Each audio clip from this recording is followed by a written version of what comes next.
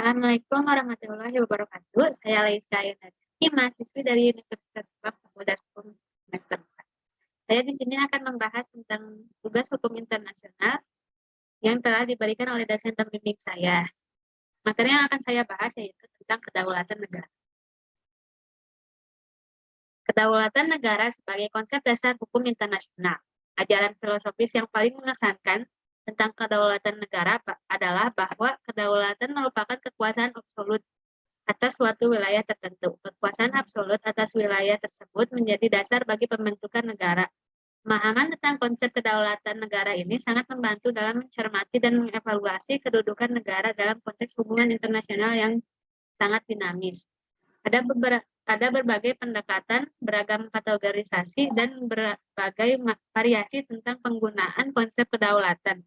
Kedaulatan dapat merujuk pada kedaulatan domestik, kedaulatan intervensi, kedaulatan hukum internasional, dan kedaulatan negara yang absolut. Kedaulatan sebagai konsep yang menunjuk pada kekuasaan utama dan tertinggi untuk memutuskan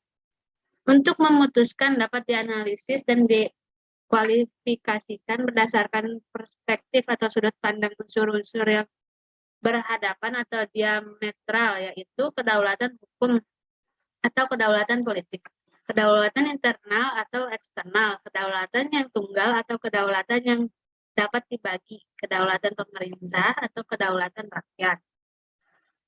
Selanjutnya, perolehan kedaulatan menurut hukum internasional. Secara tradisional dikenal 5 cara yang dapat dilakukan oleh negara untuk memperoleh kedaulatan suatu wilayah. Kelima cara tersebut adalah yang pertama dengan pendudukan atau occupation, yang berikutnya preskripsi atau prescription. Lalu ada cesi, akresi, dan penaklukan. Pendudukan atau okupasi merupakan konsep yang berasal dari dan didasari oleh hegemoni. Namun demikian, setelah berakhirnya Perang Dunia Kedua dan pembentukan Organisasi Internasional PBB, telah muncul suatu paradigma dan kerangka internasional yang baru dan menggugat secara menggantikan pandangan tradisional dalam memaknai cara-cara perolehan kedaulatan oleh suatu negara terhadap suatu wilayah. Negara-negara baru yang lahir dari proses kemerdekaan diri dari penjajahnya telah muncul menjadi pemangku kepentingan atau stakeholder. Dalam hubungan internasional maupun organisasi internasional PBB, proses pemberdayaan melalui kemerdekaan diri dari negara penjajah ini telah memperoleh penguatan dan pengesaan dari PBB. Berikutnya, kedaulatan negara dalam hubungan antar negara. Dalam kerangka hubungan internasional, kasus dalam hal keanggotaan di dalam organisasi internasional, maka kedaulatan negara menjadi dasar dan cermin dalam keputusan negara atau memberikan persetujuan atau konsen.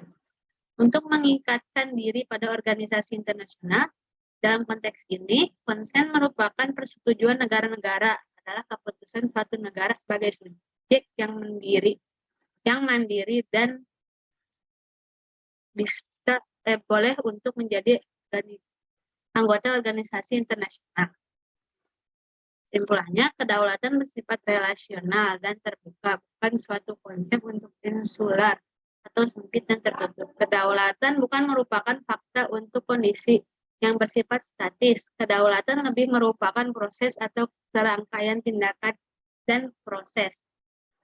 Negara yang berdaulat harus memiliki kapasitas untuk melakukan koordinasi dan menjaga supaya tidak terjadi perpecahan secara fisik, kebudayaan, ekonomi, politik, atau cerai-berai ke dalam banyak non-state actor sehingga mengalami proses dan menjelma menjadi suatu negara yang gagal atau failed state. Sekian penjelasan dari saya. Maaf apabila ada kesalahan. Wassalamualaikum warahmatullahi wabarakatuh.